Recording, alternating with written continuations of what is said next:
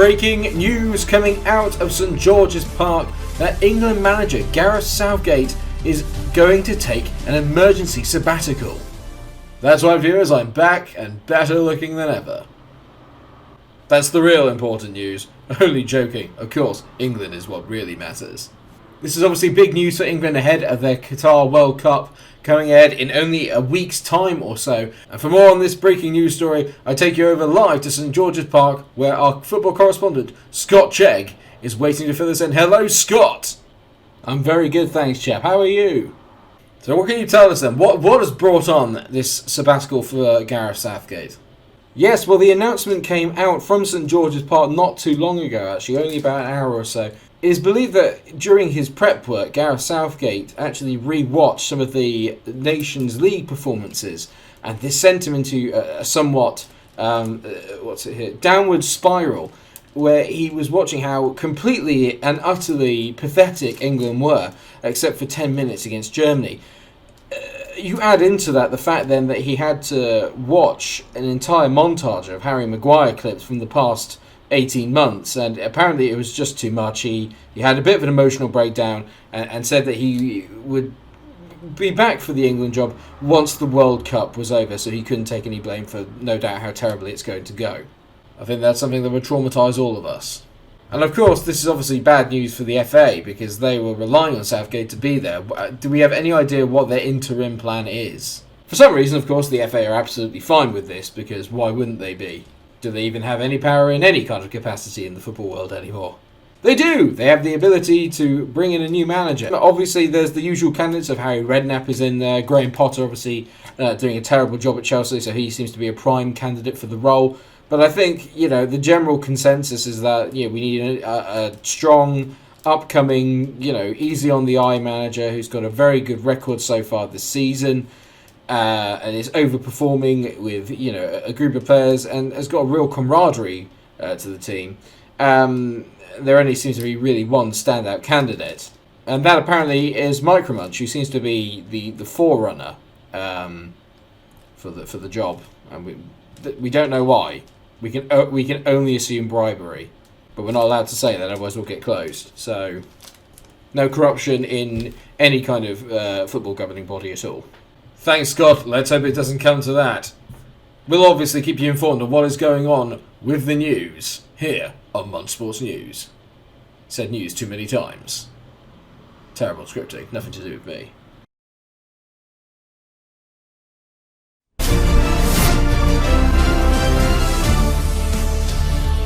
Breaking news coming out of St George's Park. The new England interim manager has been appointed. And it's Micromunch. It's Micromunch. Why?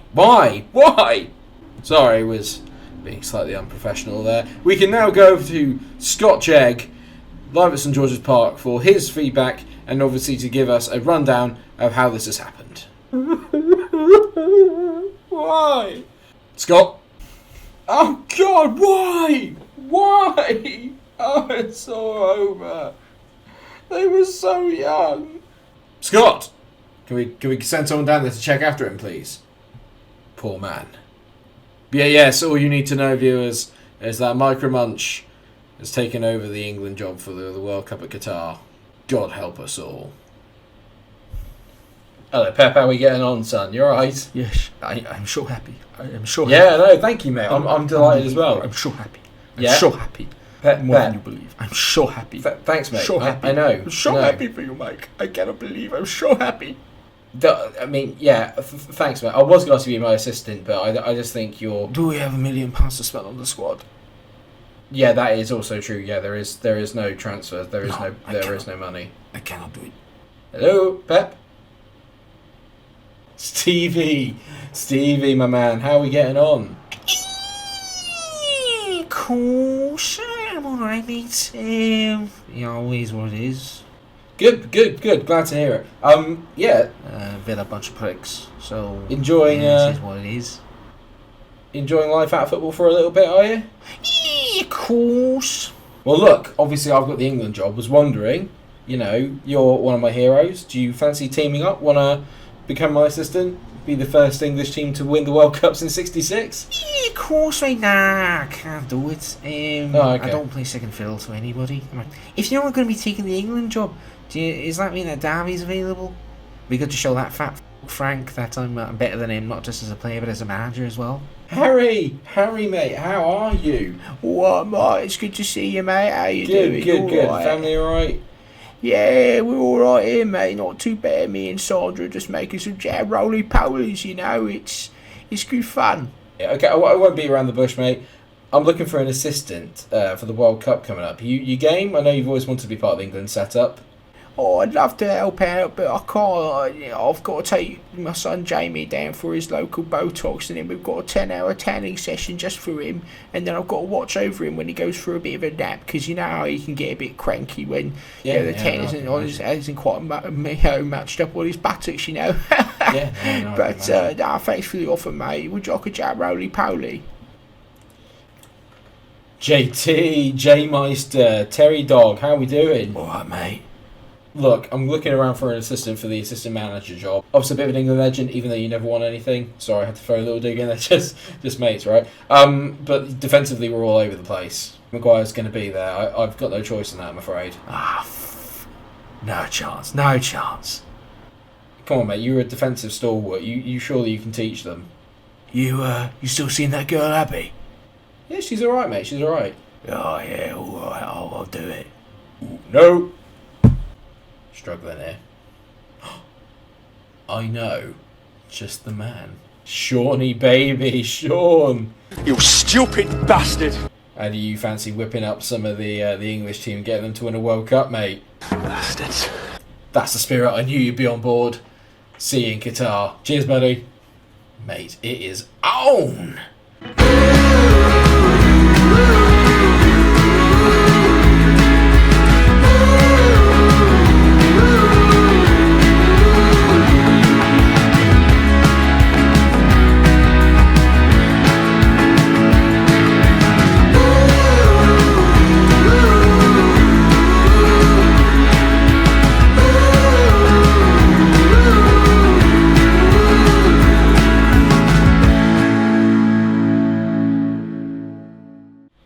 It's coming home. It's coming home. I can't do that. It's such a basic start. How creative to sing 3 lines. It's coming home. I won't be doing that during the series. Instead, I've gone for the Jack Grealish hair. That's my way of helping out. Right, you give me a headband. It'd be great. Stop playing like Almiron. What better than you, Jack? Yes, everyone, welcome to the FIFA 23 World Cup edition, World Cup 2022, just to make it even more confusing for you all. First off, thank you to everybody that voted last week on a little poll that I did about what team we should do it with, and obviously England was the main winner, although it was actually quite close, and maybe, depending on how this one goes, we may do another one, but it's only right that we do it with the 3 Lions. So quickly while I walk you through this, obviously the basic concept of this is that we are going to be playing through the actual World Cup, and yes, we will be playing as England, which means we've got all the correct groups. So we've got Iran, USA and Wales in ours, a group that we should theoretically get through quite well. I've done a little bit of a test run on this before, and I won't lie, there are some bits of it that really annoy me. One is the fact that you don't get to pick your own squad, so I'm stuck with what EA thinks Gareth's squad for the World Cup is, as far as I'm aware. Every manager needs tea-abs. In the real England camp, Harry Maguire gets Gareth Southgate's tea. That's why he's still in there. You're nothing like Harry Maguire, sweetie. You're much better at football. I feel really bad. I shouldn't pile on to Maguire. So yeah, basically, I'm not a fan of the way that EA has done this because the squads aren't even proper. You should be able to go in and do your own squad selection like you would on a more sophisticated game, like Football Manager or any other game that actually cares about its players. Anyway, I've got to pick from this bunch of donkeys, which means I've got players that I would never have in a million years near the squad. If you are interested in what my squad actually looks like, I'll put a little clip in here of what my 26-man England squad would look like. Much better than this shower of shite, correct?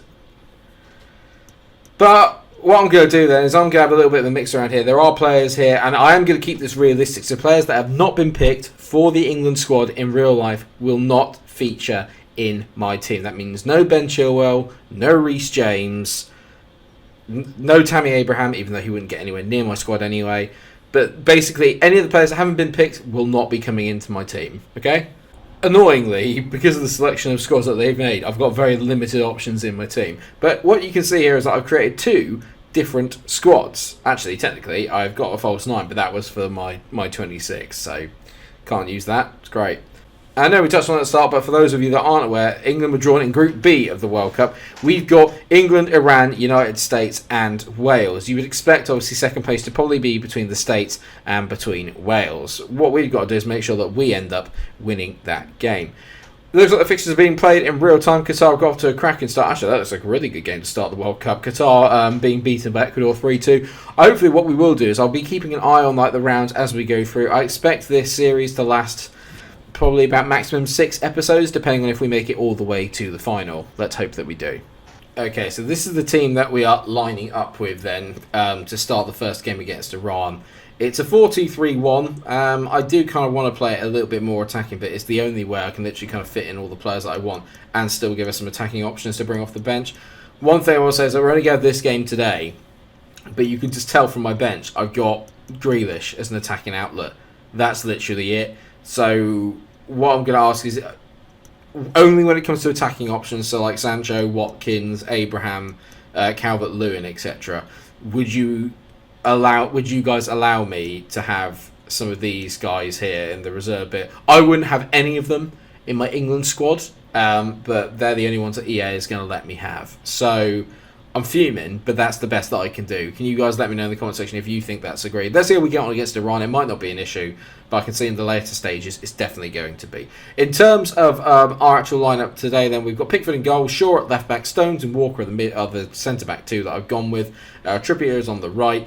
In the midfield, it's Sterling on the left, Bellingham, Rice, Saka as the rest of the midfield 4, then Foden in the centre in support of Kane. Obviously, that can kind of swap around as we go along, but I think hopefully this will give us a little bit of solidity, but the most important thing is that we just get a win here today. Right, I've set it to the standard. We're going 5 minutes on legendary difficulty. Come on, you England. I've got to say, I do like the build-up and everything like that. It's going to be brilliant, although Sepp Blatter, is there a bigger scumbag in the world? In terms of, at least from a sporting entity. Now he's taken all the money. Oh, by the way, it was a mistake. Yeah, no shit, Sherlock. Right, okay, so the only game today is our opening group game. Fingers crossed, obviously, we can get a positive result. I have actually asked my midfield, even though technically Bellingham and Rice are on CDM duties, I have asked them to kind of get forward while attacking. So I'm trying to kind of counterbalance the actual role with the actual instructions that I've put on. So fingers crossed that they will do that. I mean, I've been absolutely cut apart here by Iran. That's a great save by Pickford. I don't want to say it, but this is literally the worst FIFA probably in the last 5 years, I'd say. FIFA 18 I thought was quite good. FIFA 21 was okay. But this year's FIFA is an absolute travesty of a game. You just cannot defend. I mean, I can't, but I've heard from loads of other friends as well that they're finding it really hard to defend as well. And just because it doesn't make for an exciting game doesn't mean that it shouldn't be something that should be taken into account. As Harry Kane makes it 1-0. I was having a little bit of whinge there, but we are ahead. Harry Kane is off the mark with a 1-0. A goal to take us 1-0 up. It's a good finish. Sorry, I'm a little bit wrangled by all that. Just the lack of care that EA takes on its games just winds me up so much. How can you not select your own squad for a World Cup? How is this not the updated World Cup squad? It's just a joke. It's an absolute joke. I'm sure, hopefully they'll put it in a patch or something, but like, it's just a joke. Why am I not able to customise it? In what world? How come Football Manager can do it, right? It's no different than just picking team management and having custom teams. It makes no sense why you can't just do that. I don't understand it. I tried doing a custom tournament as well and saw if that changed. Didn't help. It's just a joke. Seriously. Raheem Sterling is as infuriating on this game as he is in real life. Oh, Foden's in. On his wrong foot. Doesn't matter. Phil Foden makes it 2. Lovely interplay between him and Harry Kane. 2 top quality players. Probably the only 2 really arguably world-class players that England actually have in their team. And that's a great finish by the young man. Good finish. This is going to be a big tournament for him. Let's get on mark this out here. That's well played there by Kieran Trippier. I thought his time up in the Premier League and in the England national team was done, but this season he's been England's best fullback in terms of league form by an absolute mile. Iran have had their moments, but for the most part I feel like I've been relatively comfortable in this game as Trippier gives the ball away. Harry wins it, and then we give it away again. Not good ball retention, I think, would be the way I'm looking at this. I really don't think I'm going to win this tournament with England, by the way, mainly because I'm not very good at FIFA. But in real life, I reckon they have a shout, a really good shout. Trust in Sir Gareth. Saka's been really quiet, actually, I have to say, and he's a player I'm really looking forward to watching this year at the World Cup. He plays into Foden. Foden bends it. It's a decent effort and really poor handling by the goalkeeper and dodgy defending as well, though. Just never ever just chip the ball straight back to the middle of your 18-yard box, mate. But 2-0 at the break, doing quite well. I don't really see any need to change. What I'm hoping is that, and this is something I have of my own thoughts on World Cups and everything. I know that everyone goes on about Gareth being too, pragmatic and it's too defensive orientated stuff. Not being that's the sort of thing though that wins tournaments. Like, ask any kind of professional and they'll tell you, as Kane makes it free, get in Harry, and a really good link up between him and Phil Foden. It's really difficult to win tournaments if you're defensively not very good, because then you're always relying on having to score 2 to win a game. And defences at international level are a lot harder than you think. So that's why I'm pretty okay with the way that Gareth Southgate approaches certain games. Not all of them. Like in the Nations League and stuff, and against the smaller nations, be a bit more, attacking and putting some better sort of flair players. But anyone that says that this is a kind of golden generation for England is absolute nonsense. Half of the defenders that we have wouldn't make it into any big national team in the world. Do you know what I mean? It's just obvious. As Sterling makes it 4, we're on fire here. We've come out of the blocks in the second half and are absolutely putting Iran to the sword. I love it. Obviously, me channeling my inner praise for Southgate is bringing the best out of the players. Great first touch by Raheem, and he gets himself off the mark as well. I think Foden's got like 2 assists, 3 assists. Shaw defends well and finds John Stones. This has been a really, really good sort of opening performance, actually, I have to say. Oh, Stones has dived in. I could really do with a clean sheet. I don't really keep them on FIFA, and I thought for a minute I still wasn't going to. So this is the problem that I'm having. This is why I was talking to you guys about, should I, be able to have some other players kind of come on, because I don't really have anyone else that I can play around with, if that makes any sense. Like I've got, especially in the forward options, I've got no other forward options. So I made a few kind of odd changes here. It's literally just to rest up some of the big players. What I've done is I've pretty much swapped around nearly like the front 5, to be honest. Sterling, Bellingham, Foden and Kane have all come off. On come Trent Alexander-Arnold, Calvin Phillips, Jordan Henderson and Jack Grealish. Bukayo Saka is going up front. Trent Alexander-Arnold is playing as a right winger, which is where he should be playing. Because if he plays 1 minute of this World Cup, I'll be fuming, because he doesn't deserve to. And that's coming from a Liverpool fan. Ever since I made the changes, it's become a little bit disjointed. In the England line. But you're going to get this a lot, to be fair. It's just the way that things naturally go as Grealish gets on the ball. And that's a decent ball to Saka, who's got absolutely no support whatsoever. It was a pretty explosive start to the second half after that, and after I've made the subs, like basically all the action has kind of gone out of the game, really. It's all very scrappy and not very good, but Hendo's got a chance here as he finds Mason Mount, who proceeds to somehow give the ball away. Brilliant, there you go, a 4-0 win to get us kicked off. Not bad at all. Goals for Kane, Foden, Sterling, and again another one for Harry. You got a brace today. Not bad. We had more shots than we did. I think we had better quality chances, it's safe to say, but a decent performance all round, boys, and that takes us top of the group. United States and Wales both drew. Of course they both drew, because they were playing each other. Well done, Mike. Griezmann got a hat-trick in his first game, but then just behind him are Romelu Lukaku, Harry Kane, Enner Valencia, and of course Cristiano Ronaldo is in there. You can't rule him out, can you? You can never rule him out. Thank you everyone for watching this first episode of my FIFA 23 World Cup with England. I hope that you have enjoyed it. Of course, if you have, then please do drop a like on the episode, share, subscribe, come back for more. Hopefully we'll have this all finished off by the end of the week. Are we going to end up lifting the trophy? Let me know what you guys think down in the comment section. 4-0 is not a bad start, but then it was only Iran. So bigger and harder tests to come. Both group games to finish it off will be in the next episode. Please like, share and subscribe. Until I see you again. Take care everyone. Stay cool. #SirGareth for life.